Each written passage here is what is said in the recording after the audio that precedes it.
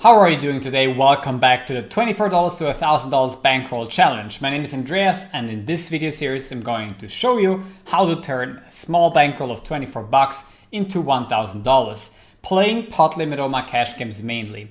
I've started this bankroll challenge with playing no limit hold'em because pot limit OMA after all is a little bit too swingy to just start with $24 right away. And I'm going to show you, the first steps that I have done, just do a little bit of a recap of what's been happening, and then go into the hands that happened on this last day, day number 18, coming up in this episode.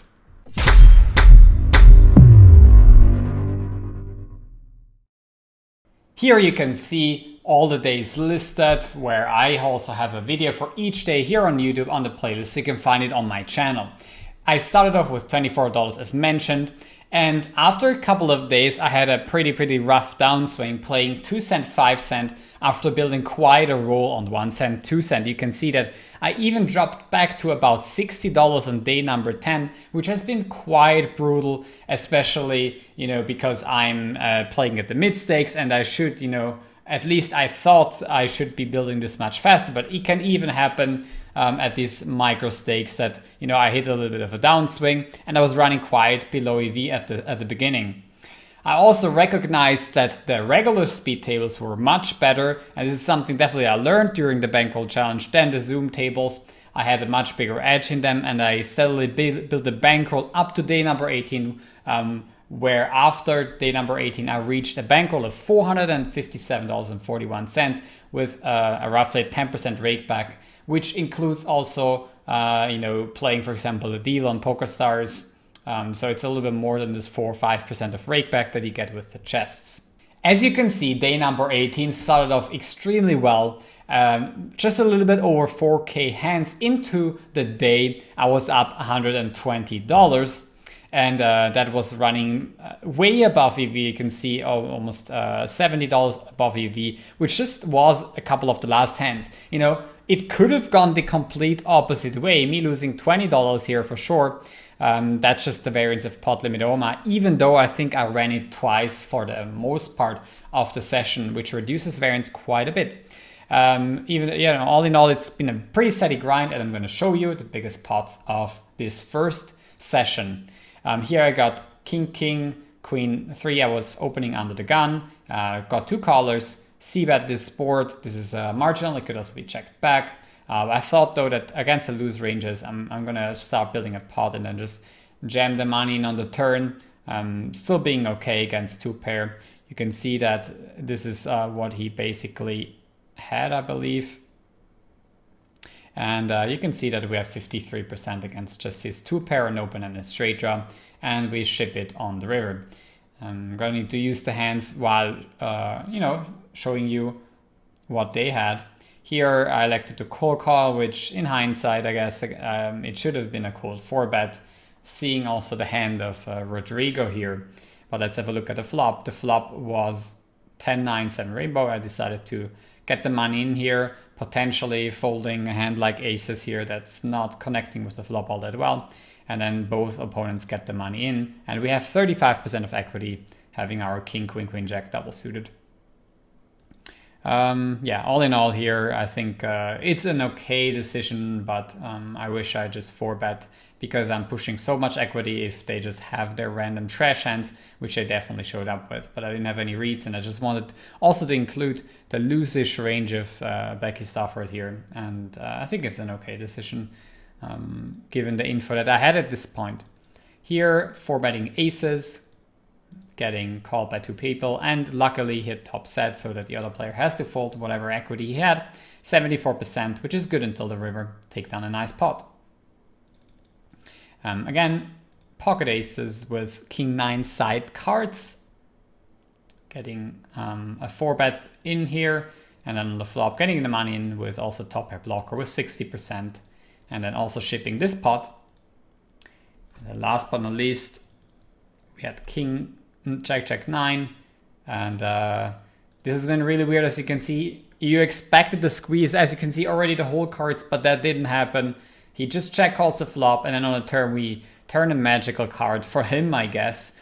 We have a middle set or a second set and a flush draw with 3 clubs, and then he mean check raises, which, you know, in game during the stream I already announced here that there's a high likelihood that I'm actually beat here, that he has aces, because I had quite some hands on him already. I don't think I had 136 hands, but I was definitely suspicious that he was slow playing aces before the flop, or, you know, was just, you know, not 3-betting at all. And I, however, elected to jam here. Most likely I was thinking that, okay, I had 3 clubs, I was less likely going to make a flush on the river, and sure, it's less likely that he has a combo draw with ace jack, and this sizing really is alarming on the micro stakes a lot of the times, because you show so much strength. People, first of all, are bluffing here, and you just have to pray that they somehow still have a combo draw even though you block everything. I think calling here would have been completely fine as well, and then, you know, even sometimes hero folding the river if you really have enough reasons that he has basically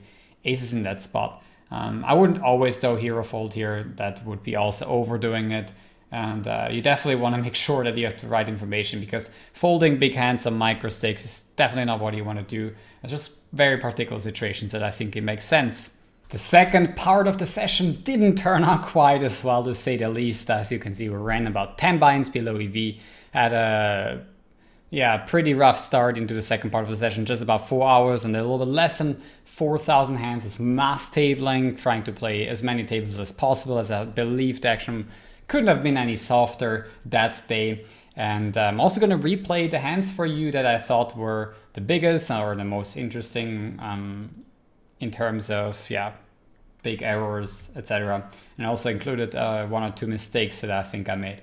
So here we go full way with the queen 10, 10, 9 double suited, and then we flop top set, we raise it right away, even though with a 9 blocker, and he just block bets like a 10th of the pot. Also the S-pair is quite shallow, beside, you know, just one guy back his effort, which I just have to pray that he doesn't have jack 8 or 8-6 that he wants to go with, or some combo draw that I'm flipping with.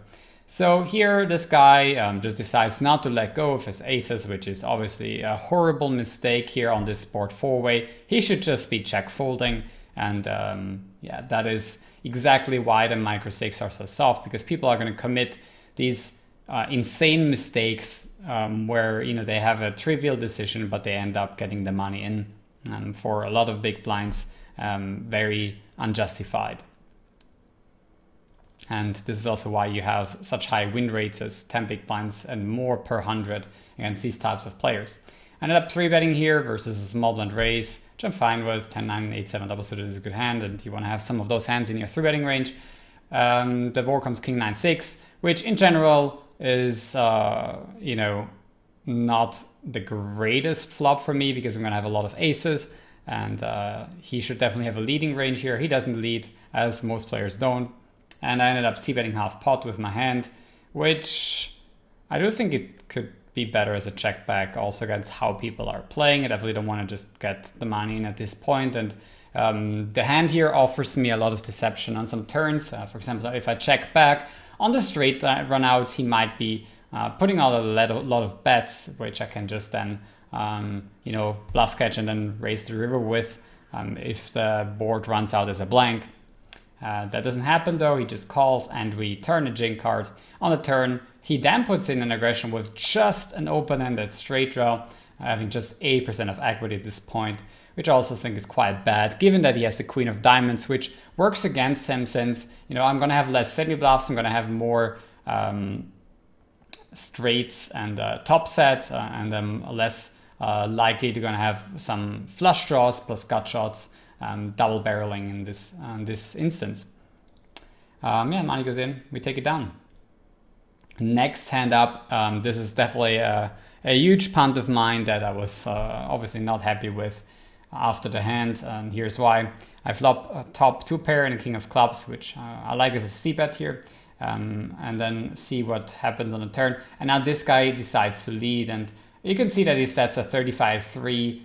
For this guy, you can expect to be not so creative on these turns and to mostly show up with a flush in this spot. And when people just have a flush so often and you have 2 pair and a king of clubs blocker, I wouldn't just take the 2 pair and a king of clubs second bluff here and just bluff very, very infrequently with a hand like King Jack 10-9, single suited with the King of Clubs, because you're not going to have that hand very often from the cutoff. You're going to have it sometimes, and you just want to randomize in some bluffs, I guess, because I don't think you should never bluff here. That would be wrong, I think. But you know, sometimes putting a bluff, but definitely not with a 2-pair and the King of Clubs. And then also, I don't think following through makes a ton of sense here, because what is he calling on a turn with and then folding on the river? He mostly has a 10-high, Jack-high, a Queen-high flush, and he's not even folding a 10-high flush. He actually ended up snap calling here, I believe. And obviously, I don't like his play at all. Usually, I'm going to have it here. I'm going to have it more often than not, even though here I definitely was over bluffing with this exact hand. And yeah, ended up, you know, losing quite some big blinds here, and definitely not fine with the play. Having the 2 pairs there, not sure why I followed through against this type of player. And here I got aces 3-betting against someone playing any 4 cards. On Queen 5-3 rainbow, I usually would not make a pot size c-bet here, which I ended up making. The reasoning for this is I do have a top set blocker, an overpair, and backdoor flush, and I do think I'm going to have still quite the best hand a lot of the times here against a very wide range, and I just don't think he's going to let go. As a matter of fact, the reason why I used a pot size c-bet is because this guy was actually not folding any hand versus a c-bet. You can see that if you hover over his stats on the flop, he was, I think, folding like 2 out of 10 times, which is definitely a sample thing. And he was also running godlike for someone playing so many hands, winning some money, even this small sample of 160 hands. And yeah, I just wanted to get the money in here against some slightly weaker hand.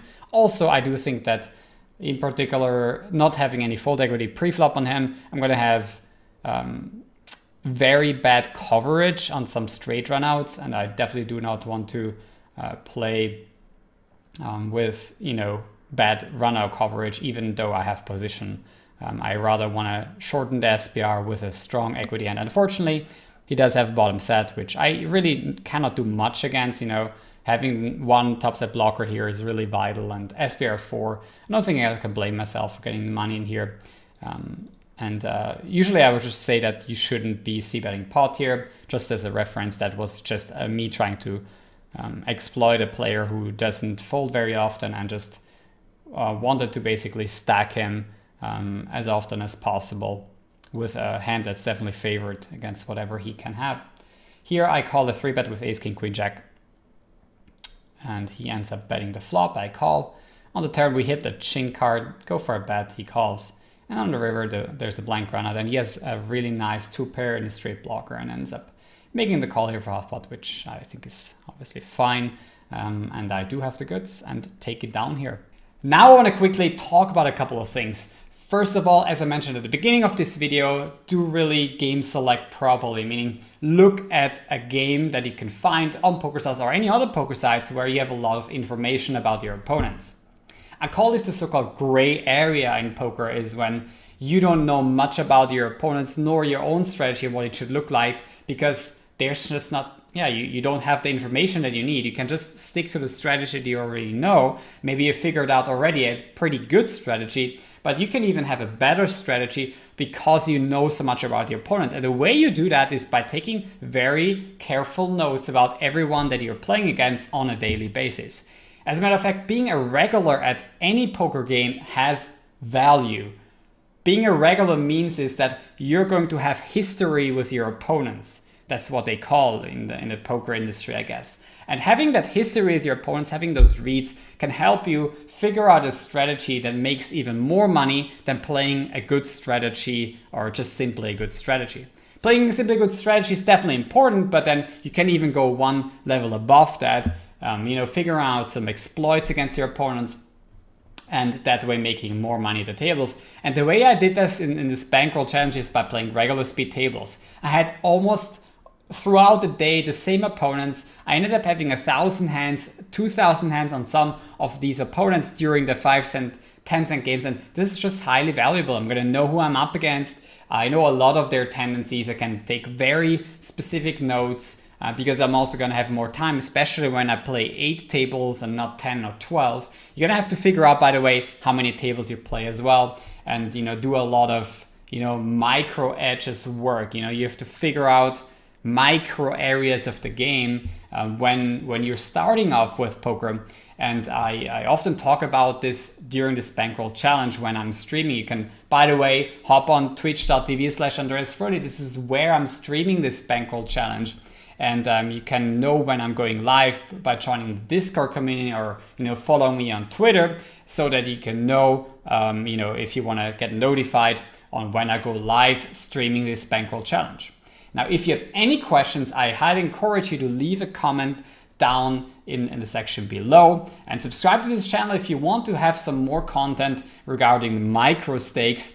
I'm gonna, basically run it up to $1,000 now. I hope that I get done within 30 days, because you never know, I could hit another really bad stretch where I run a lot below EV, but I am very positive to make this Bankroll challenge happen in 30 days. I hope you guys tune in for day number 19. Thanks for watching this video, and see you for the next one.